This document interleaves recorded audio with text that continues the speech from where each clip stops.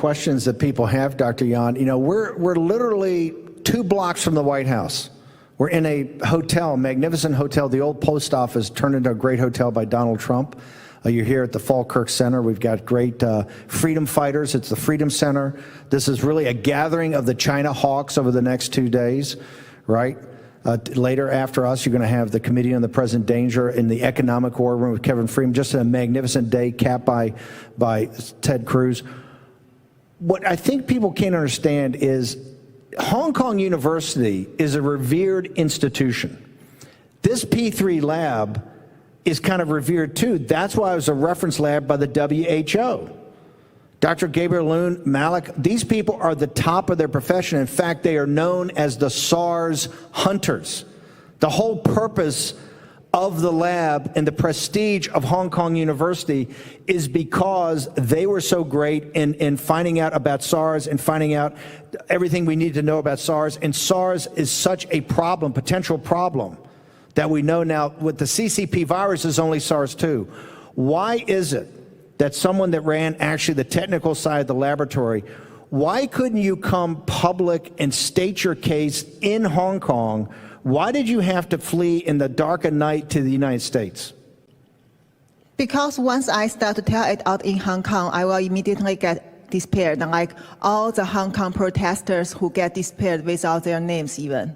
That is very terrible because CCP government now control both mainland China and overseas, not only for even Chinese-speaking place. And I know, as you guys all know, that censorship for all over the world. So they don't like people to tell any truth against CCP regime, even it's the real truth. I mean, they just want people to know what they want you to know, like how the animal can spread the SARS-CoV-2, which is totally lie, and like how the SARS-CoV-2 come from nature, which is also another lie. And their publication from Bad Woman Shi Zhenli about RATG13 virus, which is a fabricated virus, now being questioned by a lot of researchers. But these letters, this report cannot get published because of the censorship in the scientific field.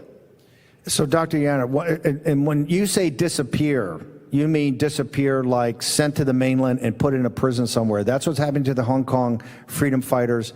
That's what, Dr. Yan, you said you're concerned about. One last question, because I know you're going to be doing a lot of media over the next couple of weeks.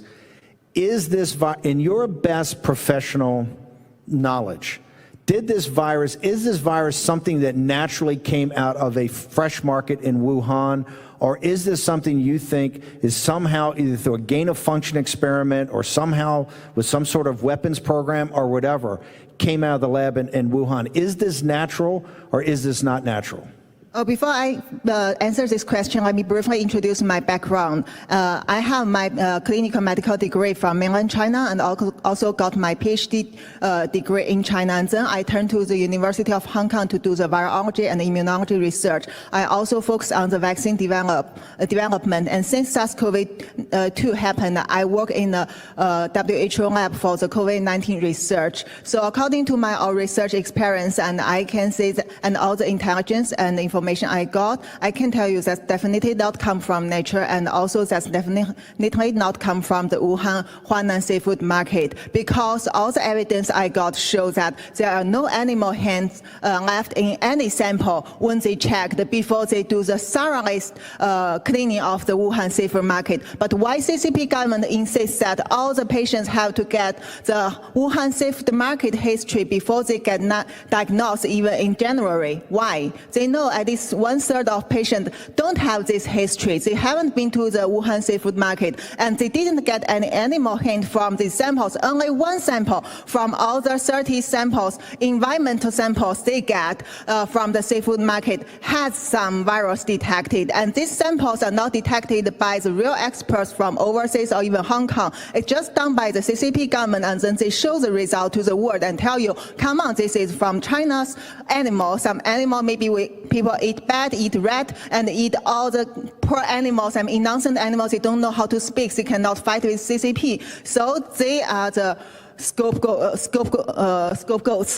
So I don't think it can come from nature, and they cannot find the evidence now. Now see how the bad woman Jenny gets an interview from Science recently. She herself cannot answer this question. She just let you to do the research for years and years and say, see, we know there is definitely a host and you need to go to find the bad, you need to go to find the source. But why don't they go back to check the possibility it can come from some lab? I mean, I'm now preparing a very solid scientific report to show people that how easily this can be done from the lab and even not need to come from the very high technique lab. This is something actually using the mature technique, and also if you have the material, which we see here as a SARS-CoV-2's backbone virus, this is the only virus which is owned by CCP, by their PLA labs, and with these things you can make it within half years.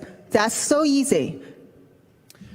This is what the CCP is not going to be able to stand up against, is the truth. You know, from facts come truth, and you're hearing it from Dr. Yan. We're going to be having her do a lot of media over the next couple of weeks. But if you thought, Dr. Yan, the CCP tried to disappear you wait till the mainstream media starts to tear you apart. So you're a hero. I think it's amazing what you've done. You've left your home to come here to the United States to make sure the people of the United States are warned about this, the people of the world are warned about this, that Chinese citizens are warned about this, that the lies of the Chinese Communist Party, if they're allowed to go unanswered, are only going to lead to more and more death and destruction. I want to thank you. This is the first of many. Dr. Yan, thank you so much. Thank you, sir.